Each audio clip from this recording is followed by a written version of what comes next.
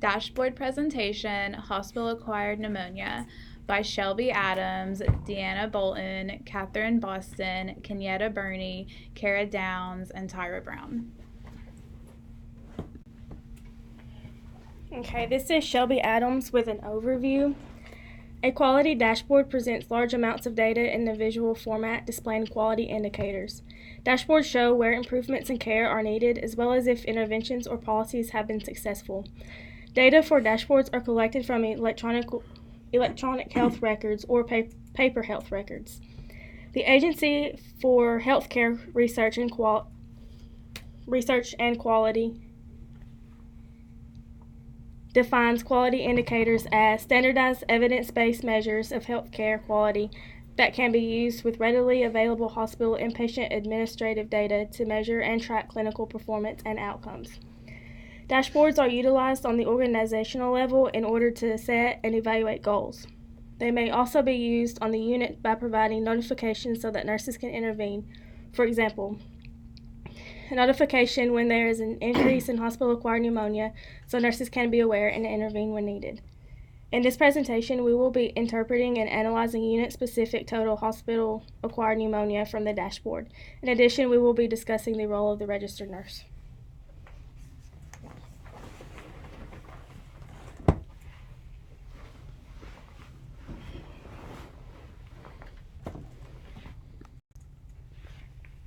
My name is Deanne Bolton. There was a total of 12 hospital-acquired pneumonia cases throughout the year.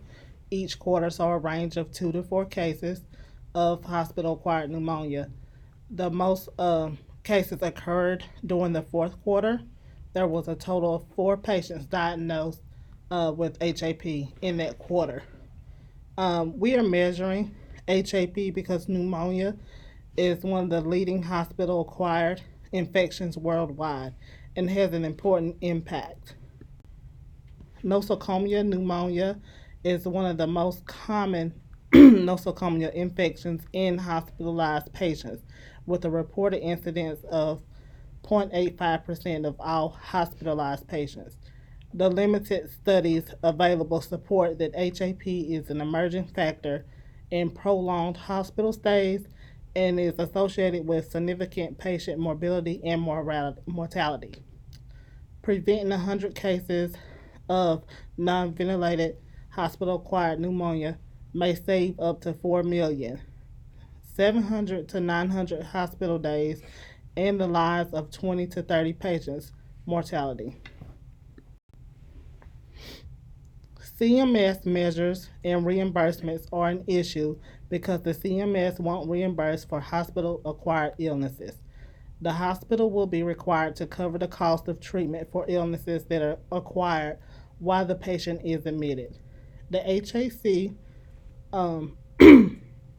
which is the Hospital-Acquired Condition Reduction Program, is a Medicare Pay-for Performance program that supports the Center for Medicare and Medicaid Services long-standing effort to link Medicare payments to healthcare quality in the inpatient hospital setting. The HAC reduction program encourages hospitals to make patient safety better and reduce the number of hospital-acquired conditions. The HAC reduction program saves Medicare approximately $350 million every year. This savings comes from reducing what we pay to hospitals that rank worst among other hospitals for how often the patients get hospitalized acquired conditions.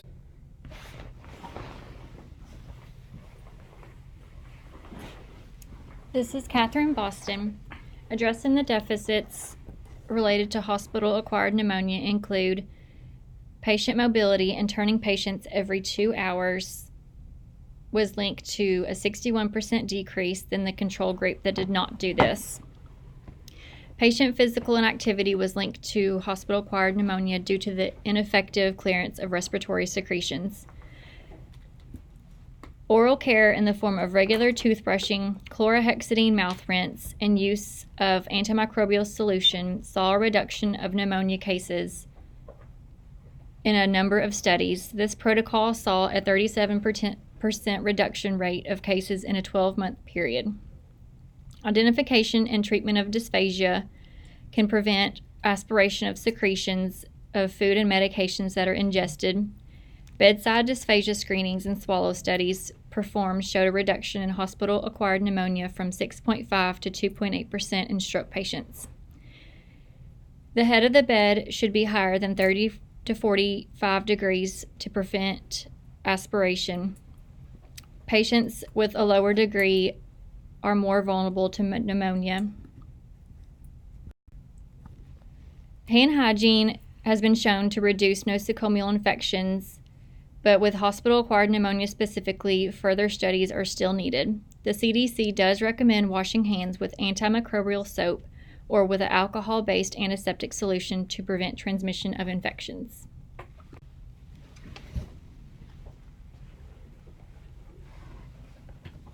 This is Tyra Brown, application to the EHR client.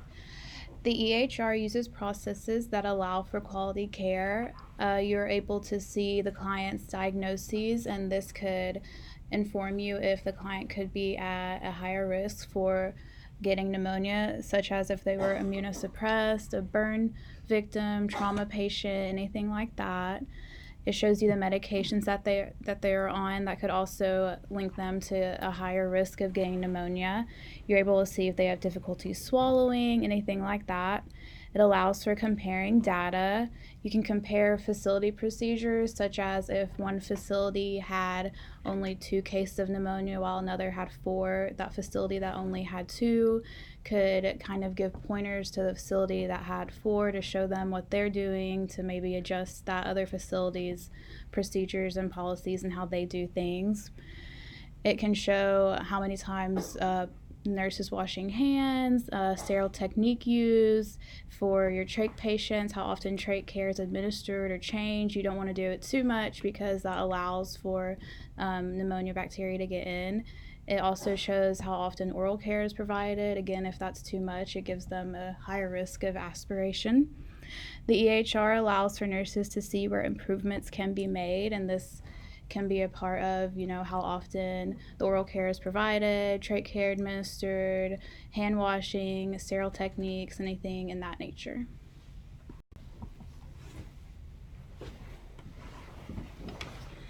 Kenyatta Burney. Nurse-led oral care has been proven to reduce hospital-acquired pneumonia incidence by nearly 40%. It has also saved the hospitals $1.72 million over the course of the year. The implementation of the universal oral hygiene regimen to decrease oral bacteria load and include significant staff education to support behavioral changes in nursing practice. Paying close attention to documentation of the nursing interventions in the first 24 hours prior to the pneumonia diagnosis is also helpful. 52% of patients were found to have their head of the bed elevated. 32% of patients had out-of-bed activity. 20% of patients were noted to use incentive spirometry. 16.6% to carry out coughing, deep breathing exercises.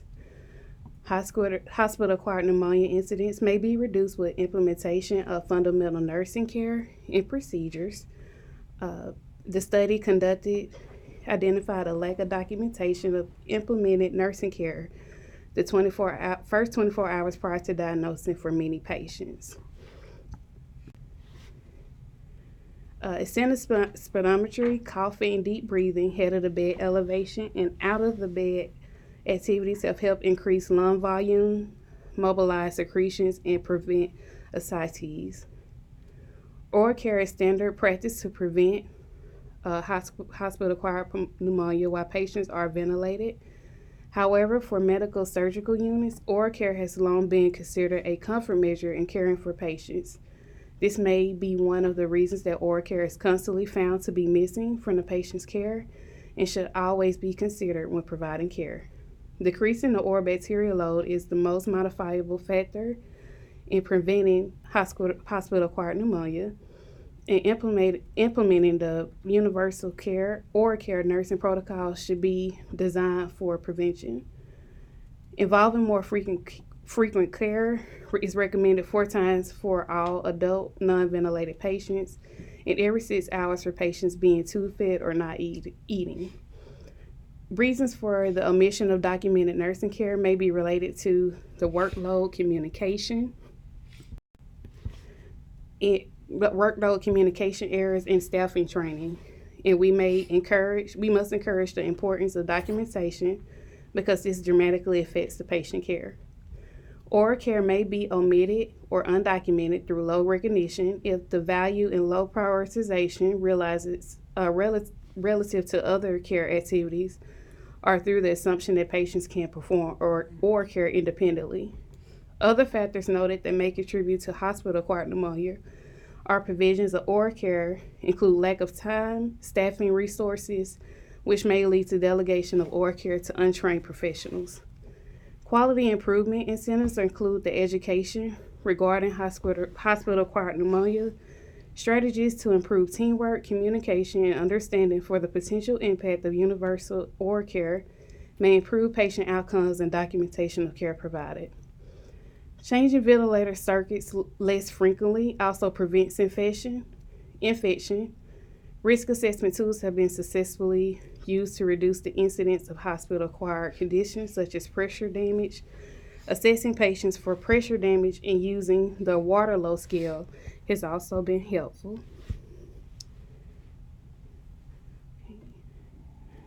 Here are some ways that the RN could utilize technology to implement change.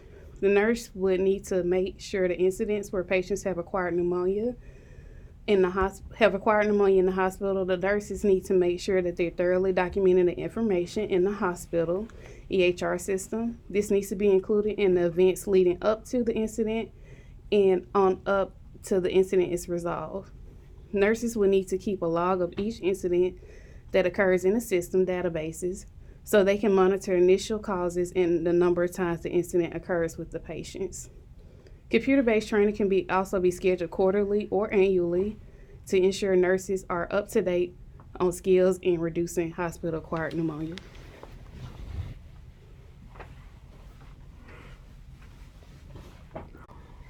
This is Kara Downs. The role of informatics with hospital-acquired pneumonia is to collect data such as medications that patients are taking and procedures patients have undergone to establish trends and improve patient care and to decrease hospital-acquired pneumonia outcomes. Informatics can be used in applying technology to identify problems early on, communicate data across all fields of care. For example, patients transferred across hospital or to other facilities. That information can be shared across the board to more efficiently care for patients and decrease the likelihood of infection. Also comparing patients with hospital-acquired pneumonia. For example, how quickly did one patient acquire an infection and the healing time versus another, or patients that perform correct oral care versus those that don't. Data mining is relevant in hospital-acquired pneumonia because it pulls data, how many infections per year, it tracks occurrences, all that. Some recommendations for the use of informatics would be tracking common procedures and trends pre-pneumonia, tracking common medications pre-pneumonia. For example, if a patient is on a medication that lowers the immune system, it increases the risk of infection. Also tracking staff for patient care to determine if more training is needed for staff such as hand washing, sterile technique, aseptic technique. There are times when a healthcare organization may need to go through change because of government regulations, technology, patient rights, reimbursements, and new evidence-based research findings. This is Tyra Brown. In summary, dashboards represent large amounts of data in a visual format. Dashboards are utilized on the organizational level in order to set and evaluate goals. Nosocomial pneumonia is one of the most common nosocomial infections in hospitalized patients. Non-ventilator associated HAP incidents may be reduced with implementation of fundamental nursing care procedures, and the role of informatics with HAP is to collect data and establish trends to improve patient care and decrease HAP outcomes. Thank you for listening.